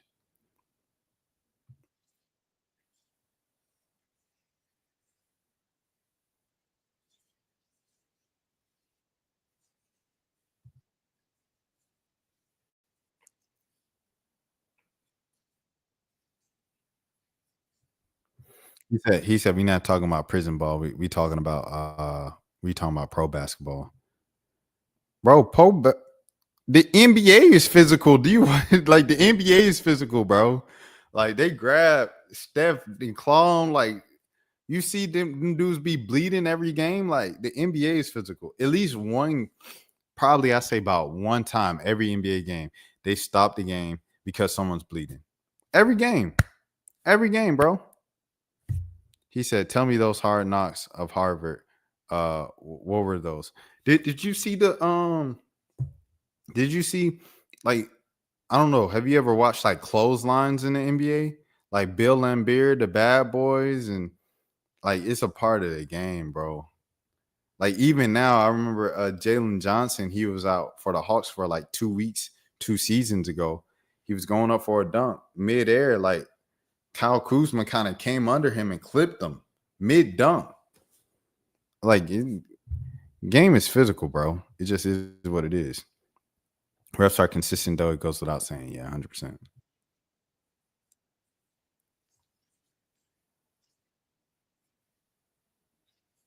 Oh my goodness. The closed caption, I had to turn it off.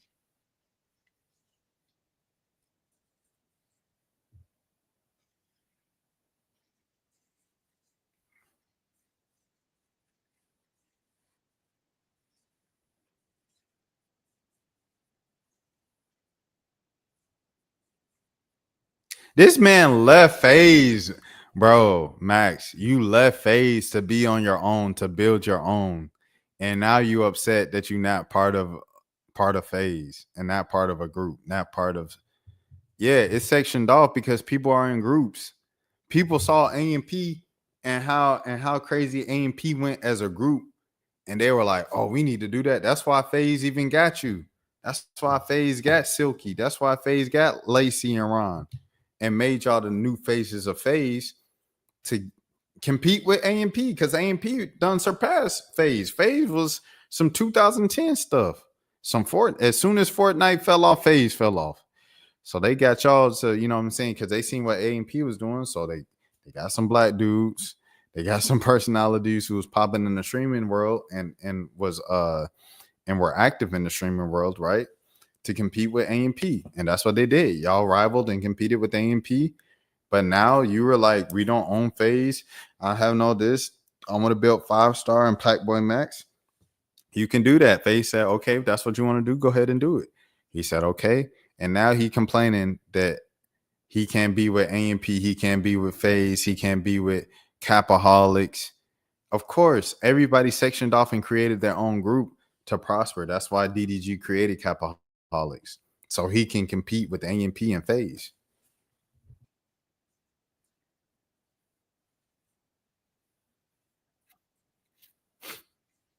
%, you'll feel away if people said you fell off. 100% you'll feel away about that. We're gonna stay in the world of streaming now with Ruby Rose. Once again, the laptop camera. She was speaking about. She said she's not interested in being friends with Lala ever again. I don't know how old this clip is, so that's just a heads up on the content.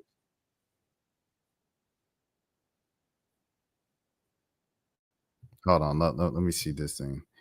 I can tell the W is not right. It's like the NFL and MLB. You have to be consistent on what you call. Soccer, especially La Liga, is very rough. So-called physicality, many broken legs, incidents. Thus, the league cleaned it up. La Liga plays now more fair and safe. No more leg breakers.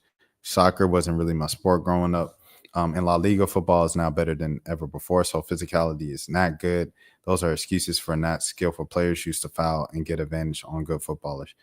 The NBA is still physical. Like, the NBA, the Men's National Basketball Association, is still a physical game, bro. So I don't know, like, nah, this ain't the W is just unfairly physical and they need to get it together. No, that's not the case.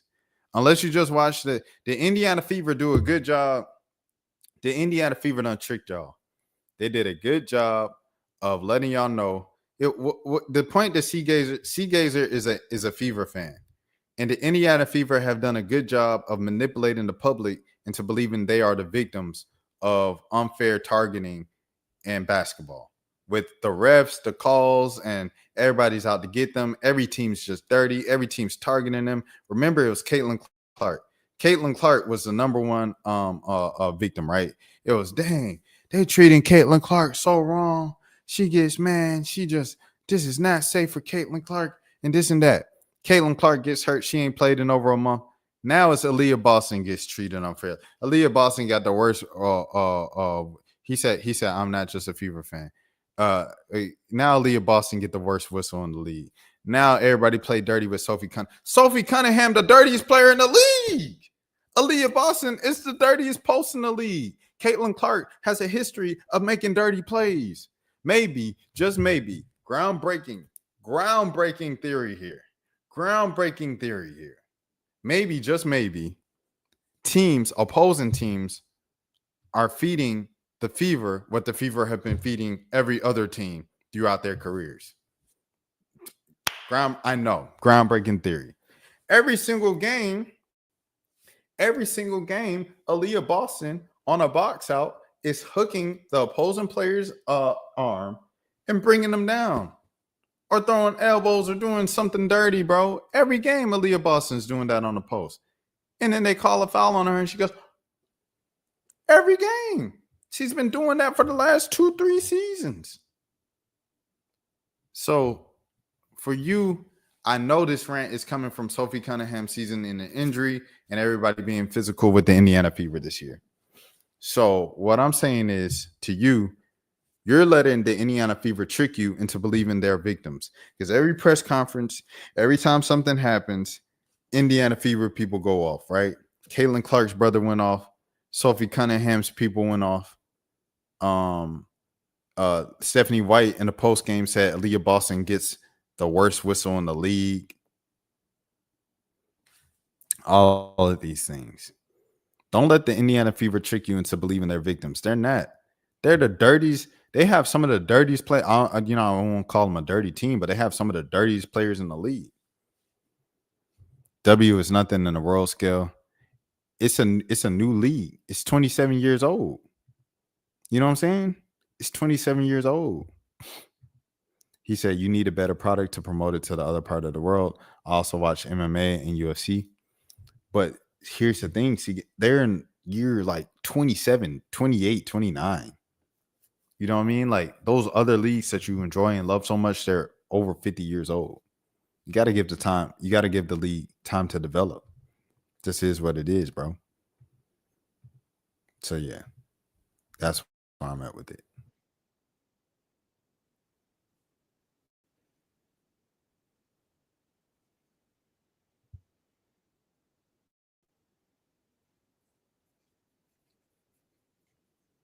Oh, so she says she don't want to be friends with Lala again.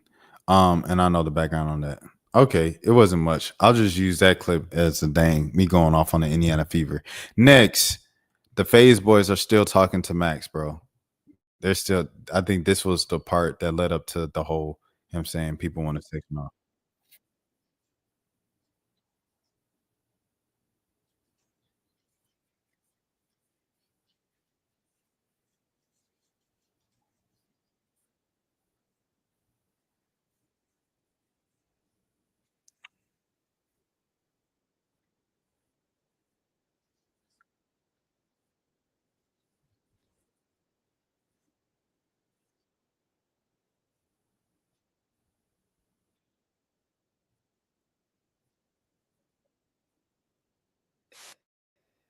Yeah, this man Silky is stupid. Lacey wild for that, bro. Lacey wild for that. I ain't gonna lie. He said the WNBA's physicality is nothing compared to the UFC. What? Seagate? What? Oh. He said there's nothing compared to the UFC. Okay. I was confused. I thought you were saying like the WNBA was more physical than the UFC. What? What good is it to watch those physicality where you could watch combat sports like UFC? Because they play basketball.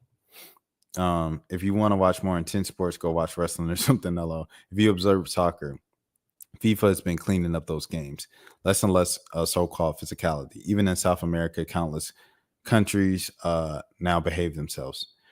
I watch the NBA, bro. I watch basketball in America. I watch men's basketball, women's basketball. There's no difference in the amount of physicality in both leagues. The WNBA is just a physical league, bro, but it's sports. It's American sports. Like in America, there's physicality everywhere. Like in baseball, you know what I'm saying? Someone does something that they don't like, they hit them with a pitch the next time. Or if they like pitch really tight on the inside to like try to intimidate them from hitting them, the batter charges the mound and he starts fighting the like that's just sport. Like football, they fight in practice. Like they fight their own teammates. A defensive player will fight an offensive player in practice. Like rip off his helmet, start like it's just American. It's just American sports, bro. Call the games according to the basketball rules. Don't turn blind eyes. They don't. There hasn't been a season-ending injury where they don't call the foul. Like I said, I think you're falling victim to the Fever playing victims. They're like, oh, woe is me, Indiana Fever. You know what I'm saying? And I think you're falling for the bait. All right. But yeah, that was crazy from Lacey. Let me see the next scene. Oh, this is the next thing. This ain't even hold on, let me see what else. Oh, okay. This was interesting to me. I want to know what y'all thought about this because I thought this was interesting.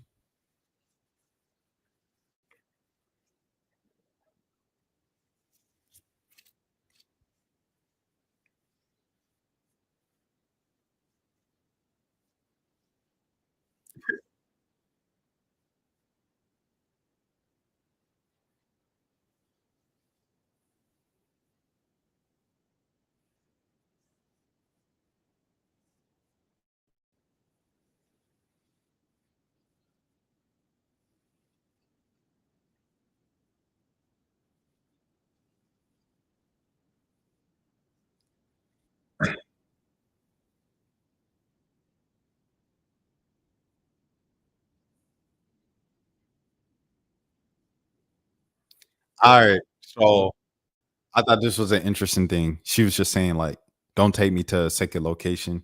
Just don't threaten me. Just take me.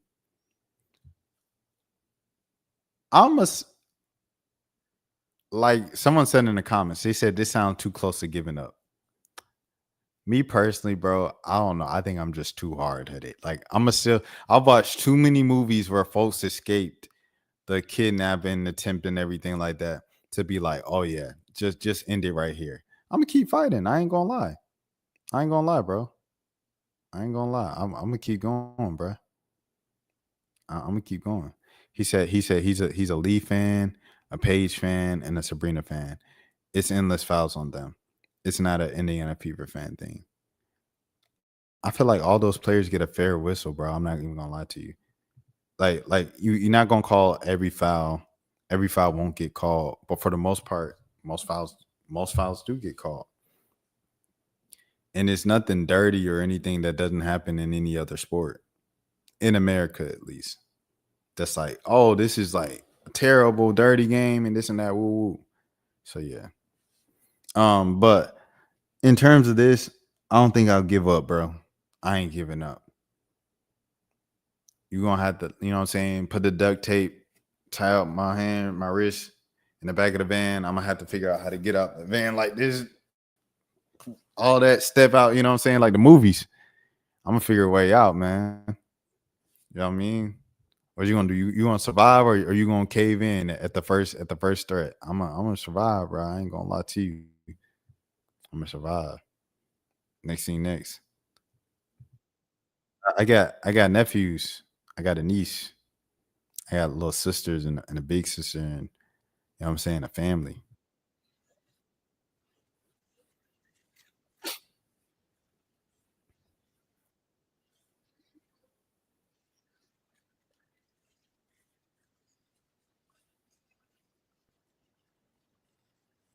Who?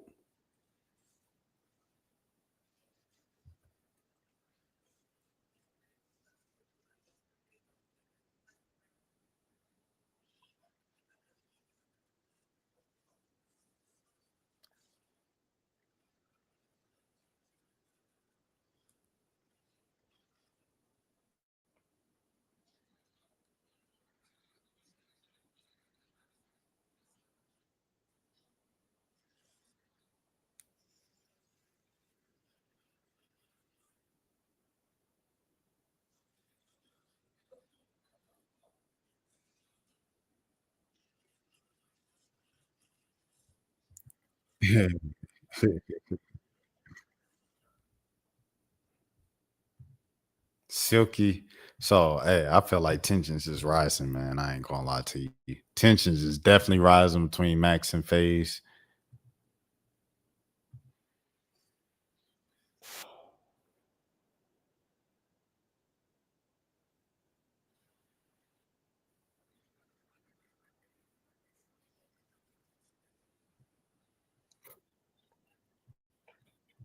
I don't think there's enough intentional fouls that have ended the season for this to be an argument. That's what I'm saying. That's what I'm saying. I don't think it's egregious enough to, you know what I'm saying? I don't think it's gotten to that point yet. There's just not enough cases, in my opinion, of like dirty plays ending seasons for this to be an argument, in my opinion, in the league.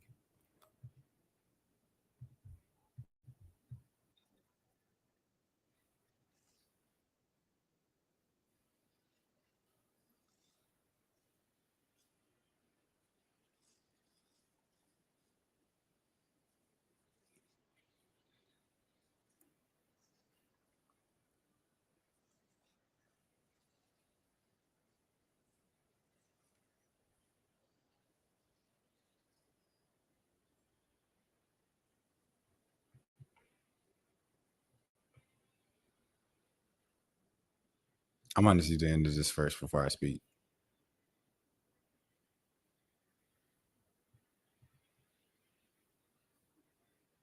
All right. Okay, I want to say this, man. What a beautiful interaction, by the way. Of we have someone from Dallas, Texas, and China going back and forth in the chat right now at 6:36 a.m. Yes, of course, we can leave and do not watch the WNBA. He said, "Whoa, easy, sea gazer," because he said this is the attitude of this attitude is the problem of U.S. people. What's good for the W if overseas fans all leave?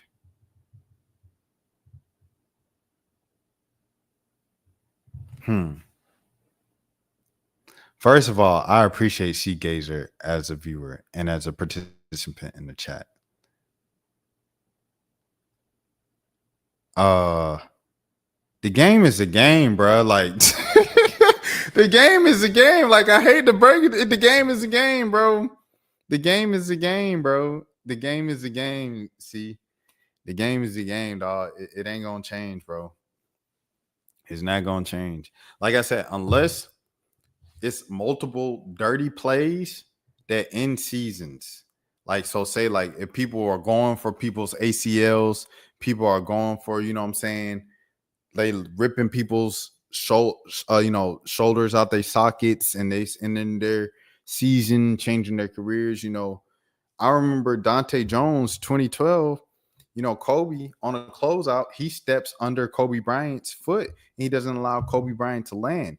Kobe Bryant tweaks his ankle, and that sets up him tearing his Achilles. Kobe Bryant was never the same player. His career ended probably earlier and uglier than it should have, all leading back to that Dante Jones stepping under, stepping under his foot and not allowing him to land late in the game in 2012 in Atlanta.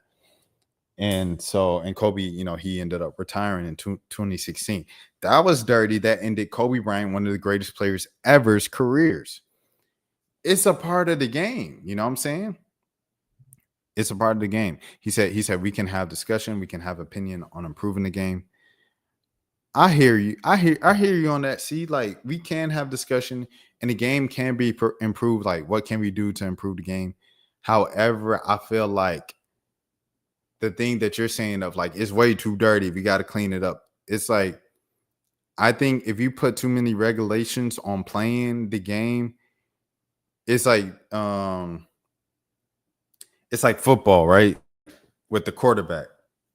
So in American football with the quarterback, you can't touch the quarterback so much because it's an automatic 15-yard penalty, right?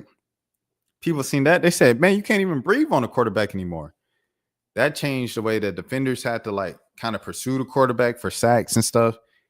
And it really kind of made quarterbacks more successful. Like you have greater passing yards and this and that. Like Brady's stats are inflated because Brady, you touch Brady, you know, you won't get a 15-yard penalty automatically. You know what I'm saying? So I think it changes the stats, it changes the whole game. Everything changes once you change you can change the rules to quote unquote make it safer, but that changes the way that people like have played all their lives. And I think that can kind of ruin the game in a lot of cases. Now, what she said is saying just be open to the idea. We can be open to the idea of making the game safer. I just feel like the game hasn't gotten to the point where it's like, this is going over the line. We have to shut it down right now. You know what I'm saying? I don't know if we can say the game has gotten to that point. I just don't think so. Me personally. I don't think it's gotten that out of line. Like we're like, oh man, this is ridiculous. The WNBA has to do something about this. I don't think it's gotten to that point. Regardless of what coaches say, because coaches are always going to say that. I never seen a coach or a team or a sport say, the officials did an amazing job, unless they help the team get away with something, you know?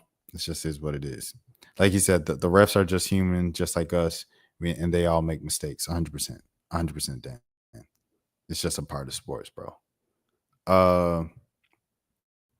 Let me see how much stuff I have. Dang, I still have mad stuff. Man, you know what? I think I'm going to do maybe like a couple more things, bro. When I get to 2 hours, I'm going to just cut it off. I'm going to just cut off the stream. I still got mad stuff on here. I knew it was going to be a long stream, but I didn't know it was going to be this long.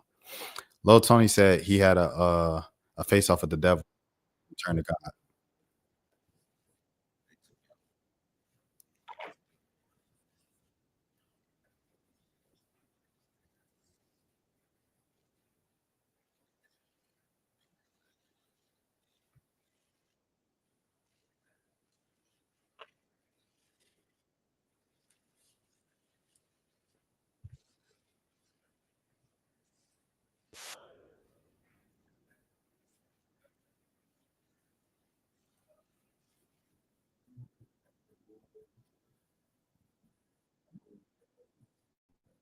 He said, who is that?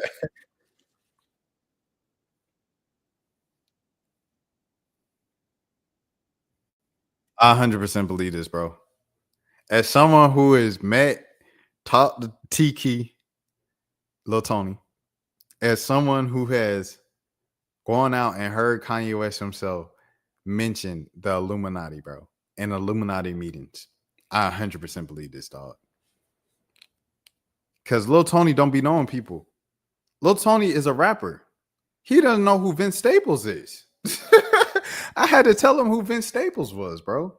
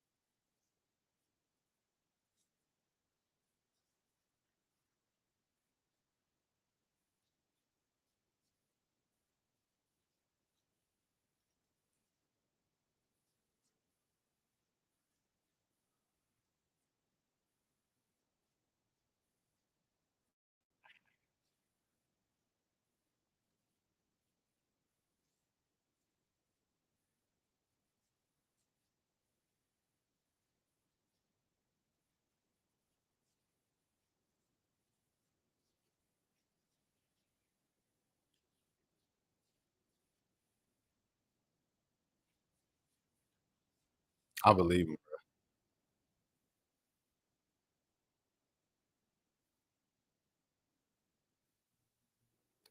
Uh, she said because at the end of the day, they're just endless arguments. A has A opinion and B has the opposite. They do not agree. No point in an endless argument. I know your stance on the issue and you know mine. He said that'll be fine though. Yeah, Dan, ain't no need to you know what I'm saying, everything don't have to be a debate like he say. He said, but don't cross that line when he was talking about this is the problem with Americans. Yeah, this the problem with Americans was kind of crazy, see. That was kind of crazy.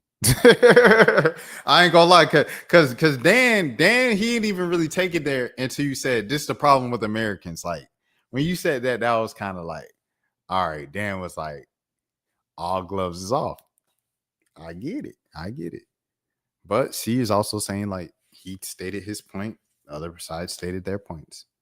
Like you know, I was kind of like more so what Dan was saying and stuff like that. It's just sports.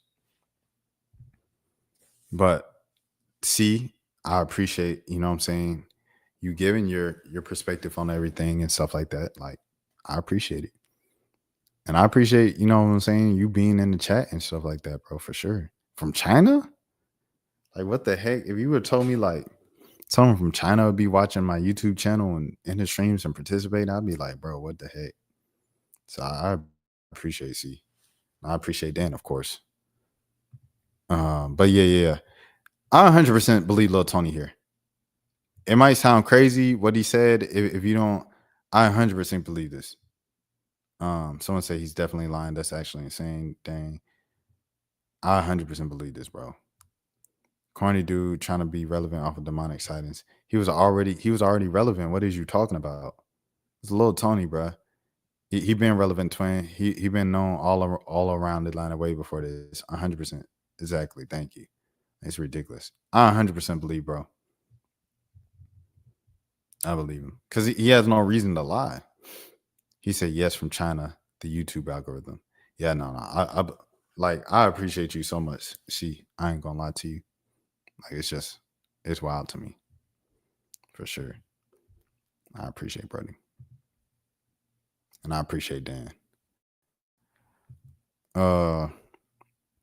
We coming up on 2 hours. Let me see. Oh yeah. He also said this before. He's been saying this for a while now. To run. Hold on. Okay, come on, StreamYard. What are we doing? He said, you do not know how does this Google algorithm works. Oh, he was saying how I said it was crazy that someone from China is watching. He said you don't know how the algorithm works. Now I know how the algorithm works. Let me stop. Man, this thing is StreamYard is tweaking out right now. Hold on. I'm probably gonna have to shut down my laptop after this stream instead of having it go to sleep. I'm gonna shut it down. I know how it works, but it's still crazy. Like you got to think, bro. Like you across the world, bro. The devil. I'm just saying, you know what I mean? The devil used to play the harp in heaven. Now the devil run the music industry. Why do you think the devil run the music industry, my nigga? Why do you think all the biggest music is vulgar? Why do you think you don't want to hear a nigga preaching it? Nigga, this me too. I ain't even gonna lie. I can't even argue with you, my nigga. But fact. I don't want to hear a nigga preaching to me like that either on the song. Fact. It do sound better when a nigga is saying some vulgar ass shit. It catch your attention more. But why you think that is, my nigga? Influence, my nigga. It's right I'm there. telling you, like, come on, be for real though, gang. Say you going to the gym, you was not finna bum no Kirk Franklin, cuz be for It's real. crazy. It's crazy because I had this exact same conversation with Tony 2 years ago. Oh my goodness, it's so crazy seeing him develop into this after the conversation we had. Like, oh man, this dude has grown so much. My little Tony interview might just be like, that might be my favorite interview, bro. I'm not even gonna lie to you because I feel like it's aging perfectly too. Like it was a great interview back then, but it's just aged so perfectly. Like I had this exact same back and forth with him where I told him like, it's Christian hip hop out there, and it sounds good and it sounds cool and it's party music. He said, you gonna listen to that with a girl in the car? You really gonna do that? Oh, okay. Well, you know what I'm saying? And now he's there, like, oh my gosh, this is crazy, bro. This is crazy. To God be the glory, man. Little Tony, keep doing what you're doing, man. You're reaching a whole demographic of children, dog. And it's so big and everything like that. But yeah. It's crazy. All right. I'm sorry. I'm getting all sidetracked. LaMelo Ball, man. He called Flajay's little brother on his birthday, his 6th birthday. Let me see. You done made my baby day. You done made my baby day. Thank you. All right, AB, tell him thank you. 6.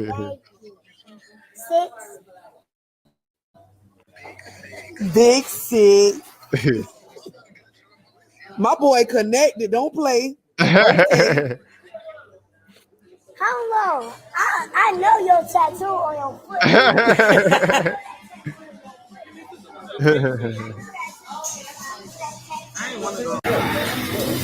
Hey man, W LaMelo Ball, bro.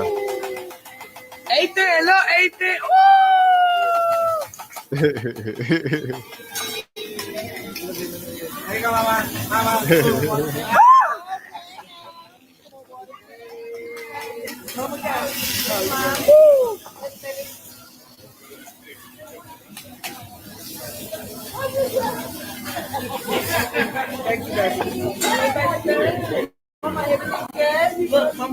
Video.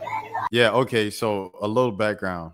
So LaMelo Ball is obviously a Puma athlete, and Flajay is a Puma athlete. So this is Flajay's little brother. She just set it up, did it like that. Shouts out to Puma, and shouts out to LaMelo Ball for doing this, man. Like that's dope.